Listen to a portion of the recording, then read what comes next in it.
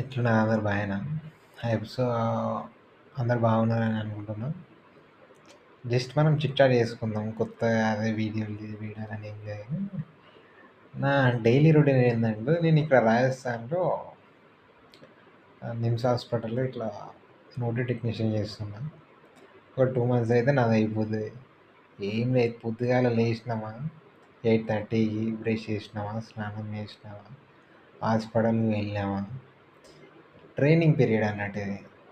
ఏదో కొద్దిగా చేస్తాం 2 మినిట్స్, 3 మినిట్స్.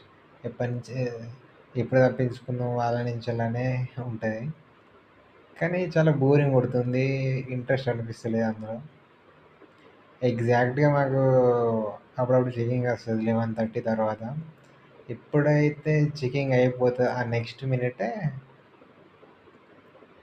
బయట పడతాం హాస్పిటల్ నుంచెల్లి. అంటే మాకిక్కడ బయట గేట్ అలో, మేము బయటికి రావడానికి 12:00 అయితేనే మమ్మల్ని బయటకి పంపిస్తారన్నమాట మధ్యాహ్నం. మేము ఏ వరకు అదే టైం అయితది కాబట్టి వదులుతారు. ఏం లేదు. ఇక పొద్దుగాలనే అన్నీ కడిగి పెట్టుకుంటాం. బోళ్ళు అవి అన్నీ వెజిల్స్ ఇట్లా. మా ఫ్రెండ్ గాడు కూర వండుతాడు. నేను అన్నం పెట్టేస్తా. తింటామా, మళ్ళా రిపీటు.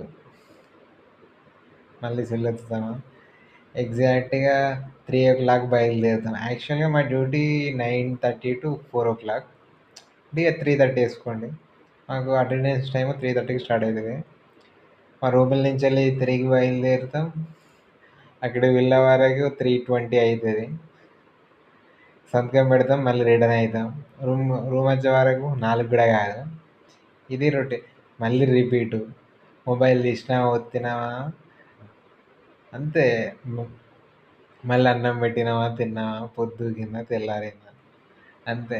చాలా బోర్ కొడుతుంది. జిమ్‌కి వెళ్దామంటే మనీ లేవు. అంటే సక్కగా మెయింటైన్ చేయాలి కదా!